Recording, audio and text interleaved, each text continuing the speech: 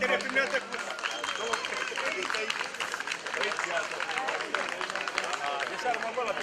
Gata, gata, dar Se bagă preza, se fac preza.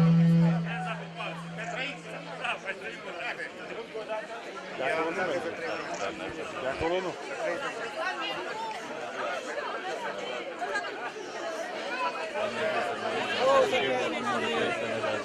Sănătate, nu mai bine.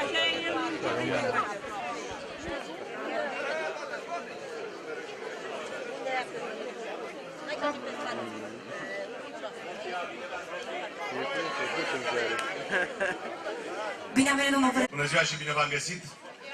Pentru că înălțarea e joi, zic și Hristos a înviat. Vă mulțumesc foarte mult că ați venit așa în număr de mare astăzi la Tăvăiești, am emoții. Am venit după 4 ani să vă prezint 2 oameni care candidează din nou pentru funcția de primar și președinte al Consiliului Județean și care împreună au făcut mai mult decât au făcut în 8 ani de zile guvernele PDL conduse de Băsescu și Boc. Am venit să vă spun că acest cuplu, împotriva voinței lui Elena Udrea, lui Băsescu și Boc, au reușit să modernizeze părți importante ale Bratovoieștiului. Și poate că astăzi ne bucuram și de apă și de canal dacă Elena Udrea nu sancționa primarii PSD și nu bloca fondurile pentru alimentările cu apă și la Bratovoiești aici, și la Rojiște, și la Ostroveni, la Măcei și Ubarem și-au bătut joc de ei, au dat bani și după aia au mutat sus la pedeliști.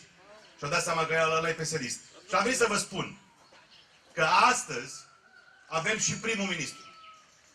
Și dacă avem toți factorii de decizie de partea USL-ului, eu cred că putem să facem pentru dumneavoastră și pentru această comună să fie ceea ce ne dorim, pentru că aici sunt oameni mândri. Să facem lucruri importante. Într-un an, într-o singură decizie, domnul președinte Prioteasa a modernizat un sat, Giorocu,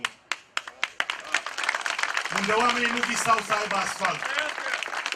Bătrânii îmi spuneau în campanie, domne, murim noi câți au venit să promită și nu o să avem asfalt. Și le-am spus, nu ajung eu să candidez în noiembrie și o să aveți asfalt. Și au avut asfalt. Deși Consiliul Local n-a fost tot cu noi, primarul a reușit, tot cu domnul Prioteasa, să modernizeze locul în care voi vă vindeți toți produsele. Aveți un târg care este cel mai modern târg de la Craiova până la Bechet.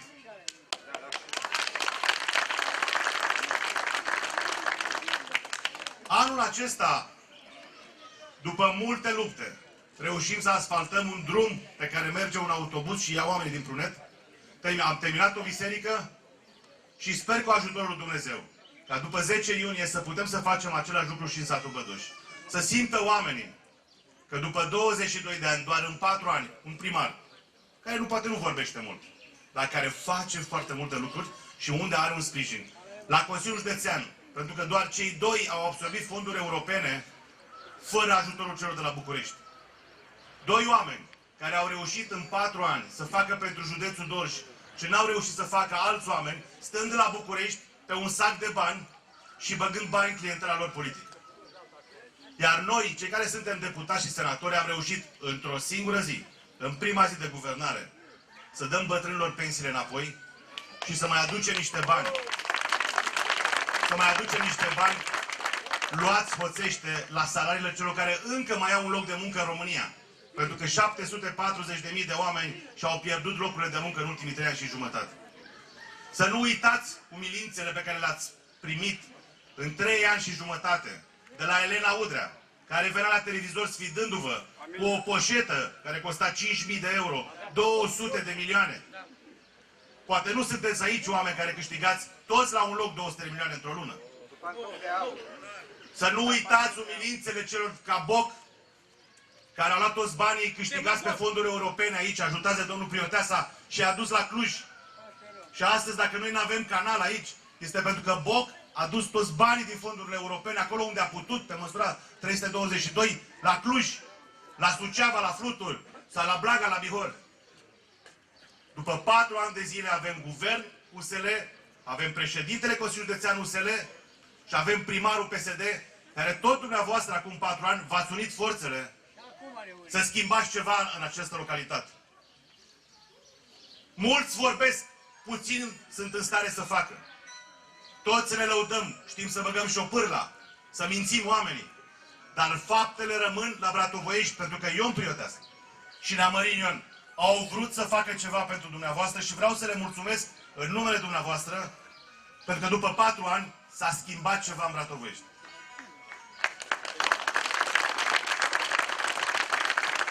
Și dacă acum avem și un prim-ministru de la PSD, care este din Uniunea Social-Liberală, vă cer ca pe 10 iunie, după 4 ani de umilințe, în care nu avem salarii pentru profesori, în care copiii trăiesc de pe o zi pe alta și nu avem bani acasă să îi îmbrăcăm în prima zi de școală, în care bătrânii sunt umiliți, nu mai au bani de medicamente, nu mai sunt medicamente compensate. Sunt oameni la țară care n-au niciun venit și în 3 ani și jumătate nu s-a gândit nimeni la ei. Vă cer ca pe 10 iunie să veniți cu toți vecinii, cu toți prietenii, să lăsați deoparte mita electorală, pentru că acea mită, 50 de lei pe care îi primiți de la pedeliști, acum sunt verzi. Nu mai sunt portocalii, sunt verzi acum. Se ascund. Nu există partid politic în istoria României care să-și fi schimbat culoarea politică în 8 ani de zile de 3 ori. Au fost albaștri, după aia au devenit portocalii, acum sunt verzi. În 8 ani Băsescu v-a luat în fiecare zi câte un ban din buzunar. Vă cer pe 10 iunie să-i certați pe vecinii care primesc mită pentru că vă iau din banii dumneavoastră. Nimeni nu e nebun să dea de acasă bani decât dacă i-a furat. Să veniți și să votați 2 oameni. PSD, Ion Mărin, primarul vostru, cu o listă de consilieri, și USL, președintele Consiliului Județean și lista de consilieri județeni, pentru că la nivel județean, USL înseamnă PSD plus PNL plus PC. Adică ne-am unit 3 partide, indiferent de opiniile noastre, ca să scoatem țara din mizeria în care a adus-o PDL-ul. Este șansa noastră, vrem să facem locuri de muncă aici în România pentru noi. Vrem să modernizăm România aici pentru noi, nu pentru pedeliști. Și de aceea am venit astăzi să vă cer, ca deputat de zonă, să vă cer să votați 2 oameni care au făcut mai mult în ultimii 4 ani, repet, decât au reușit să facă Băsescu, Elena Udrea și Boc de la București pentru dumneavoastră. Să vă dea Dumnezeu sănătate și ieșiți la vot. Mulțumim foarte mult domnului deputat. În urmă cu 4 ani, după cum știți și dumneavoastră, veneam în fața dumneavoastră cu o ofertă electorală pe care promiteam să o realizăm și pe care în mare parte am și realizat-o. Localitatea noastră, ca și întreaga țară, în această perioadă a fost lovită de criza mondială. Totuși, la nivel de comună am realizat obiective fără precedent, dintre care vă enumărăm câteva. Primirea unui microbuz de la Inspectoratul Școlar pentru transportul elevilor la școală, achiziționarea unui buldoescavator cu plug de zăpadă pentru întreținerea drumurilor, achiziționarea unui tractor cu utilaje și remorcă pentru întreținerea și fertilizarea izlazului comunal, preluarea de la Consiliul Județean a clădirii dispensarului uman și renovarea acesteia, acoperiș, geamuri, apă curentă, terminarea asfaltului în Bratovoiești, construirea unui tir de săptămână la standarde europene, împrejmuirea cimintirelor din satele Bratovoiești și Bădoș, cu gard de beton și a bisericii din Bratovoiești și Gioroc, construirea unei biserici noi în satul Prunet, refacerea acoperișului la bisericile din... Au fost atrase fonduri europene pe măsura 112 și s-au achiziționat utilaje agricole, unde organizația PSD Bratovoiești a fost implicată direct în realizarea acestor proiecte. Peste 20 de proiecte eligibile și finanțate. Pe măsura 141 suntem prima comună în județ ca și număr de proiecte depuse. Cultural și construirea unui sediu social, acest proiect a fost eligibil, dar conducerea portocalie nu a vrut să ne finanțeze. Nova. Avem câteva proiecte în derulare. Refacerea căminului cultural Giorocul Mare și în data de 30 mai va avea loc licitația pentru asfaltarea drumului de la Prunet. înlocuirea tocăriei la toate școlile cu geamuri termopane, Amagoiești și Bădoși. Oferta noastră electorală pentru următorii 4 ani este următoarea. Teritoria Bratogoiești nu a putut interveni cu fonduri pentru a sprijini aceste lucrări, deoarece sunt fonduri venite de la guvern, iar acum, schimbându-se guvernul portocaliu, vom primi banii necesari pentru terminarea lucrărilor. Terminarea lucrărilor la baza sportivă, unde am început cu banii de cofinanțare, iar de la guvern nu am primit nimic. Extinderea rețelei de apă și în celelalte sate ale comunei. Terminarea dalării șanțurilor laterale în satul Giorocul Mare și Prunet. Achiziționarea unei mașini de pompieri. Realizarea de proiecte pentru canalizare în toate satele comunei. Pietruirea și asfaltarea drumurilor comunale. Pentru realizarea proiectelor pentru măsurile 112, instalarea tinerului fermier și 141, fermele de subzistență. Adică în acest loc. Întreținerea și nivelarea drumurilor. Și nu în ultimul rând, punerea în posesie a tinerilor căsătoriți. Pe lege 15.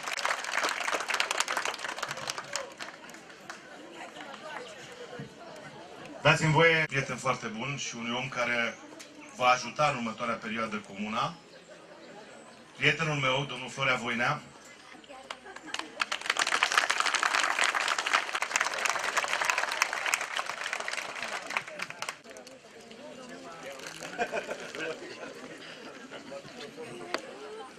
Bună ziua și bine v-am găsit! Am venit cu mare bucurie și cu mult respect față de dumneavoastră. După cum știți, dețin cea mai înaltă funcție aleasă într-un județ și acest lucru se datorează și dumneavoastră care mi-ați dat votul într-un moment foarte important pentru mine, atunci când m-am bătut cu unul dintre cei mai importanți oameni ai PDL-ului, cu Berceanu. Ne-am bătut atunci spunându-le tuturor că au fost de 3 ori la guvernare, au fost miniștri, au fost în funcții foarte importante și n-au făcut un lucru să-l fi văzut și noi că s-a întors ceva către județul ăsta, către zona asta săracă. N-au făcut în Dolj, dar să fi făcut în Oltenia undeva, să fi văzut și noi. Și atunci, la ce să le tot dăm votul în continuare și la ce să-i aducem nu știu unde, pe ce cul? Eu vreau să vă spun că de 7 ani de zile am fost în opoziție și totuși, din această zonă în care am fost noi în opoziție, am reușit să ridicăm totuși județul cu 25 de ani după socotelile noastre mai în față. Pentru că am reușit să fim primul județ din România care am absorbit fondurile europene și, așa cum spunea colegul nostru Valis Gonea, am absorbit peste 350 de milioane de euro. Și cu acești bani am reușit să facem câteva drumuri europene. Unul, vă e mai aproape aici, îl vedeți, această ocolitoare care merge de la Malul Mare, de trece la Ghinteni, ajunge în Coșoveni și iese în partea ailaltă spre Pielești. Altul l-am făcut de la Craiova până la Segarcea și până la Cârna. Altul merge de la Craiova la Breasta până la limita cu județul Mehedinți. Alte drumuri și am legat comunele la asfalt. Am luat județul cu 3 alimentari cu apă, iar acum sunt în construcție sau pe terminate 97 de alimentări cu apă. Iar jumătate din comune au început să lucreze la canalizări. Vreau să vă spunem că eu și primarul dumneavoastră ne-am dat mâna de foarte multe ori și ne vom da în continuare. De data aceasta o facem cu mai multă putere. Pentru că, iată, avem un prim-ministru care este deputat de Gorj, deci din această zonă. Și i-am cerut domnului prim-ministru, chiar dacă nouă nu ne-a plăcut la vremea respectivă, dar să facă și dumnealui pentru Craiova și pentru Oltenia ce a făcut Boc pentru Cluj. Și să aducă bani aici. Și am făcut aeroportul. Și iată că luna viitoare va ieși și mașina Ford. În momentul în care va ieși mașina Ford, probabil în prima săptămână, a doua săptămână când va fi de lună iunie, cu siguranță că va fi toată conducerea centrală la Craiova și le vom cere imperativ să facă o autostradă a Sudului, să ne lege de București, că nu se mai poate cu asemenea circulație. Pe urmă vine și podul de la Calafat, care dublează sau triplează circulația prin această zonă și atunci înseamnă că noi aici la Craiova ne sufocăm de atâta circulație și trebuie să o scoată pe undeva să se ducă, adică o investiție foarte mare. Vreau să vă spun că degeaba este primar de nu știu unde că să strânge neamul și votează. Degeaba. Va rămâne într-un birou blocat dacă nu are legătura cu Consiliul Județean, dacă noi la rândul nostru nu avem legătura cu centru. Și noi vă spunem că suntem într-un caz fericit. Eu și Valeriu Zgonea, deputatul dumneavoastră, suntem vicepreședinții partidului la nivel național. Deci în fiecare luni noi suntem la o ședință cu Victor Ponta, unde suntem 20 de oameni în jurul unei mese mari și acolo se iau hotărârile mari. Și bineînțeles că trebuie să țină cont de ceea ce spunem și noi. Pe de altă parte, prietenul nostru, Ică Voina, este un om hârșit în toate aceste funcții mari de la centru și cu siguranță că va avea o funcție importantă și ne va fi alături, că știe cât de săracă este această zonă și ce înseamnă să aduci bani pentru oameni. Așa că eu vă rog din tot sufletul să faceți tot ce puteți dumneavoastră cu familia dumneavoastră, cu rudele dumneavoastră și în primul rând să-i dați votul colegului și prietenului nostru, doctorul Ion Marin. Să-i votați consilierii, că dacă nu are consilieri, nu poate să-și treacă proiectele. Rămâne blocat de cineva care nu vrea. Uite, nu vrea să facă nu știu ce lucru. Și atunci degeaba îi dăm bani dacă nu poate să ducă cu ei exact acolo unde trebuie să se ducă. Să votați USL-ul, vă rog, dacă puteți să mă votați și pe mine și să facem de așa manieră încât să se mai miște zona asta. Vă dorim sănătate, vă dorim din tot sufletul să fiți sănătoși, să vă creșteți copiii mari, să aveți liniște acasă și să găsim soluțiile și să mai schimbăm câte ceva, să mai simtă omul că are pentru ce să trăiască. Nu numai să vadă la televizor în fiecare seară, asta s-a tăiat, asta nu e bine, asta aruncăm, spitalele ne închide și toate celelalte. De asta înseamnă social-democrație. O mai multă apropiere de oameni, că trăim în prezent, nu trăim în secolul următor. Acum, dacă poate să ne dea cineva ceva, pe urmă e prea târziu. Mulțumim și vreau să vă prezint și pe un coleg al nostru mai tânăr, care este vicepreședintele meu de la județ, Cristi Iovan. Cu el am fost în acești 4 ani de zile și voi fi și în continuare. Și el este alături de dumneavoastră.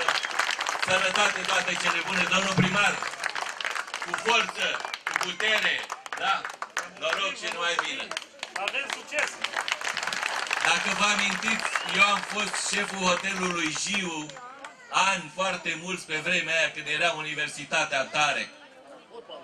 Și veneam la Bratovoiești pentru că acolo aveam în primire pregătirea pentru sezon a Bratovoieștiului.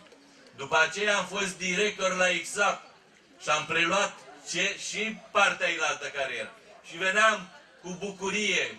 M-a chemat primul secretar de nu știu câte ori, că trecea pe acolo să vadă cum s-a făcut, cum se prezintă începutul de sezon.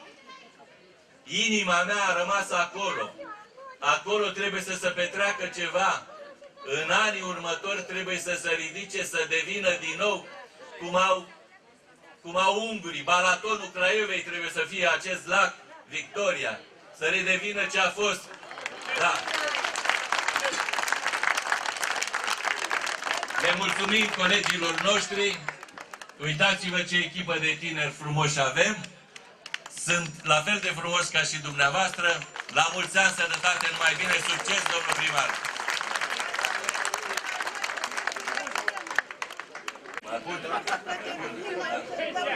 Trei jumate.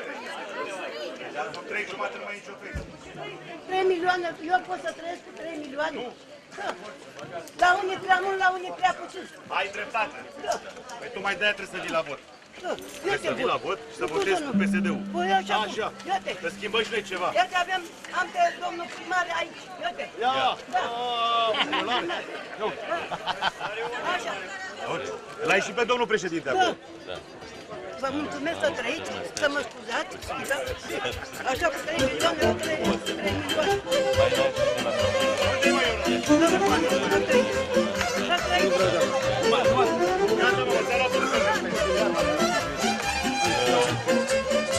După alegeri.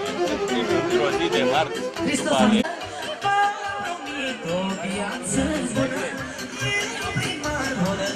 Da, mulțumesc.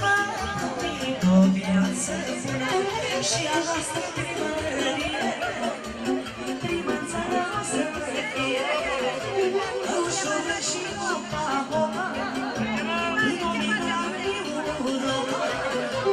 și a noastră primărie, prima țara noastră să fie. Ne-am mărit și nouă pensiile, că le avem nici de bolnavi, Da, de mamă, milioane. așa o să faci.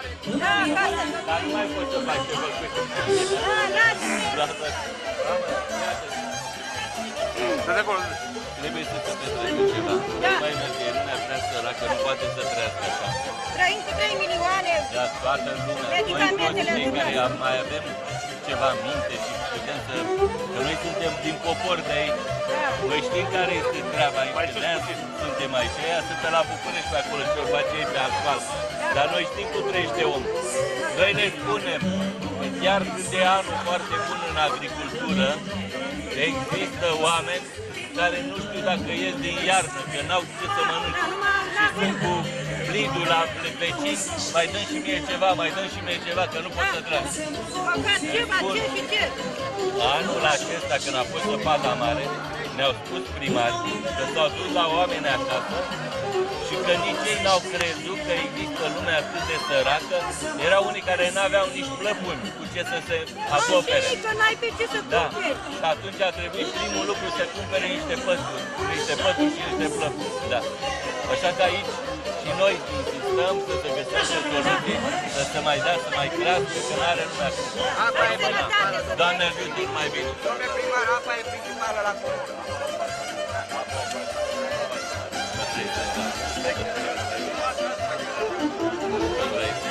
Președinte cu locurile de acasă.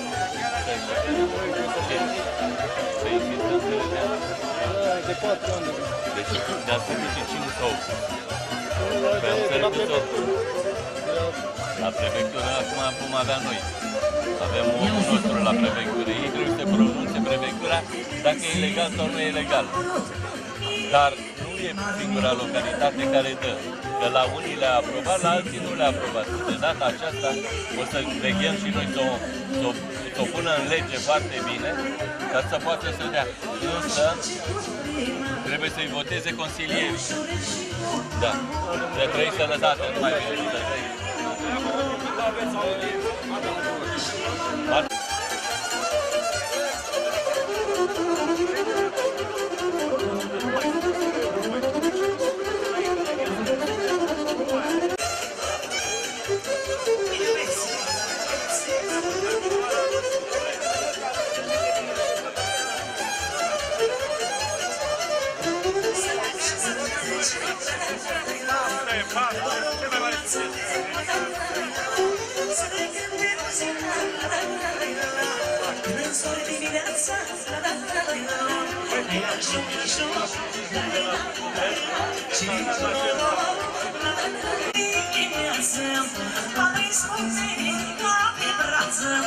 Și totul m-am săcurat, ai nu și nu și da, de toți de sărutat, ai nu și da. Și totul signorul, nu sta la mesă, nu-și dorul, sufletul să schinuiești.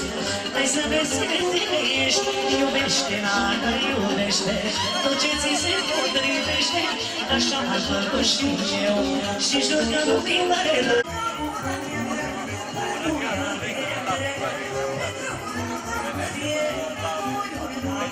Yeah.